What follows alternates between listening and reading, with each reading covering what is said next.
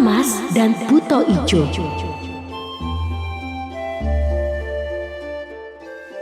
Zaman dahulu kala, ada seorang janda tua bernama Mbok Sarni. Mbok Sarni hidup seorang diri tanpa seorang anak yang menemaninya. Karena umurnya yang semakin tua, Mbok Sarni merasa semakin sulit melakukan pekerjaannya. Dari bercocok tanam dan mencari kayu bakar di hutan untuk dijual. Hari-harinya selalu sepi. Ingin rasanya ia memiliki seorang anak yang dapat ia sayangi serta membantu meringankan pekerjaannya. Mbok Sarni hanya bisa diam dan pasrah dengan takdir yang telah diberikan Tuhan kepadanya. Seperti hari-hari biasanya, setiap sore Mbok Sarni pergi ke hutan untuk mencari kayu bakar. Saat hendak pulang, tiba-tiba muncullah Buto Ijo, sang raksasa jahat. Buto Ijo menghadang Mbok Sarni. Dia meminta seorang anak untuk disantap. Mbok Sarni sangat terkejut dan takut dengan kemunculan Buto Ijo itu. Hei wanita tua, hari ini aku sangat lapar. Beritahu di mana anakmu. Aku ingin menyantapnya. Sudah lama aku tidak memakan anak manusia. Ampun, Buto Ijo. Saya hidup sebatang kara dan saya juga tidak memiliki anak. Sungguh, saya tidak berbohong. Tolong, jangan sakiti saya.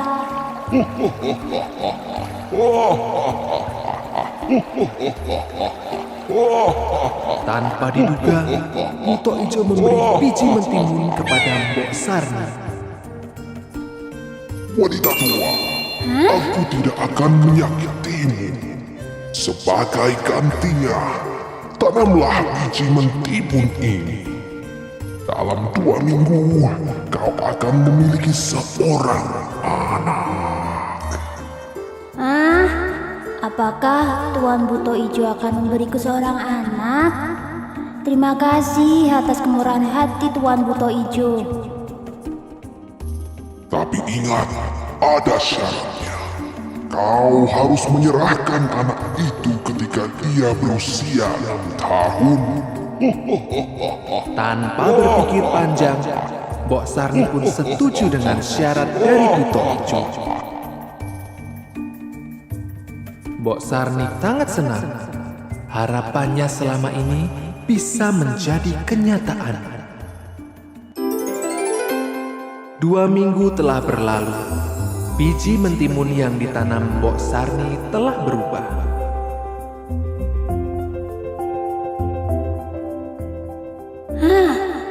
Ini sudah 2 minggu.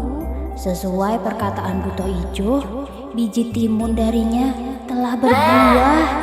Di antara begitu banyak buah mentimun, ada satu mentimun yang berwarna kuning dan bersinar. Ia sangat penasaran dengan timun tersebut.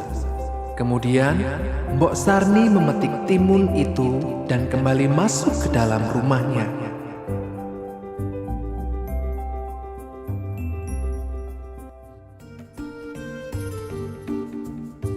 Mbok Sarni membawa timun itu ke dapur dan meletakkannya di atas meja. Mbok Sarni membelah timun itu dengan hati-hati. Betapa senangnya Mbok Sarni saat melihat bahwa isi mentimun itu ialah seorang bayi perempuan yang sangat cantik. Harapan terpendamnya selama ini telah terwujud. Seorang anak yang dapat menemani di masa tuanya. Mbok Sarni pun memberikan anak itu nama Timun Mas. 6 tahun berlalu, Timun Mas telah tumbuh menjadi gadis cilik yang cantik dan ceria.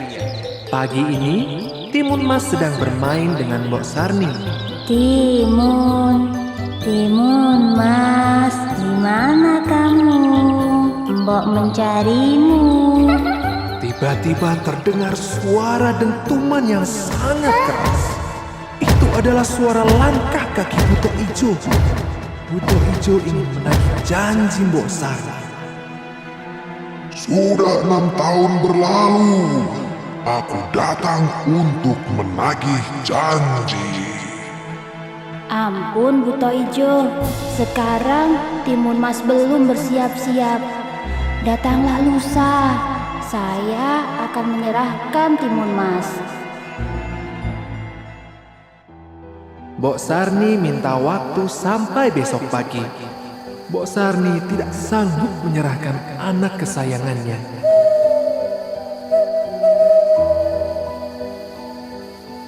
Malam harinya, seorang pertapa tua datang ke dalam mimpi Mbok Sarni. Hai Mbok Sarni, kalau kau ingin anakmu selamat, suruh Timun Mas untuk lari dari rumah. Dan bawalah 4 benda, yaitu biji timun, jarum, garam, dan terasi untuk melawan Buto Ijo. Mimpi ini seperti kenyataan dan seolah menjadi petunjuk bagi Mbok Sarni. Anak yang sangat disayanginya memiliki kesempatan lolos dari raksasa jahat tersebut. Pagi hari pun tiba. Sesuai petunjuk dari petapa semalam, Mbok Sarni menyiapkan bekal untuk Timun Mas.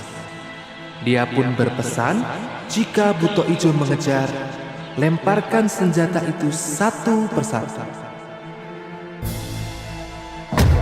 Ketika bekal itu sudah siap, tiba-tiba sang Buto Ijo datang. Mbok Sarni memerintahkan Timun Mas untuk lari ke hutan.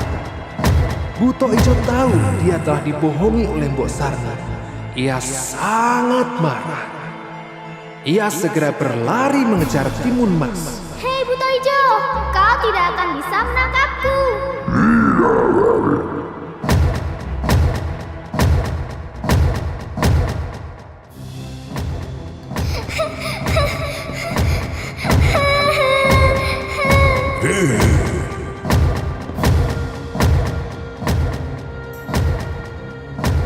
Timun Mas melempar senjata pertama, yaitu biji timun.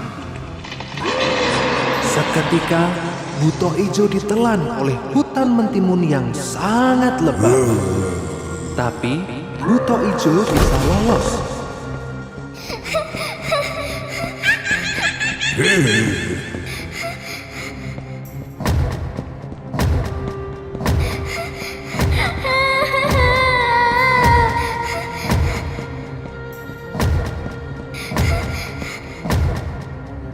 Kemudian Timun Mas melemparkan jarum. Jarum itu berubah menjadi bambu-bambu yang menusuk tubuh Buto Ijo.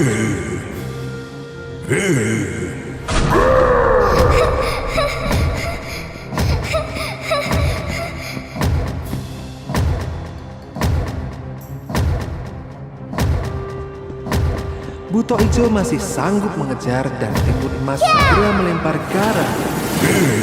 Garam itu berubah menjadi lautan dan menenggelamkan Buto Ijo. Sebelum Buto Ijo sanggup menyelamatkan diri, Timun Mas melempar terasi. Terasi itu berubah menjadi lautan lahar yang sangat panas.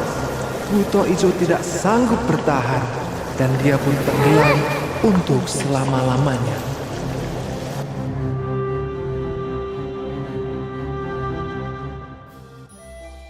Mbok Sarni bersyukur bahwa Buto Ijo sudah tiada.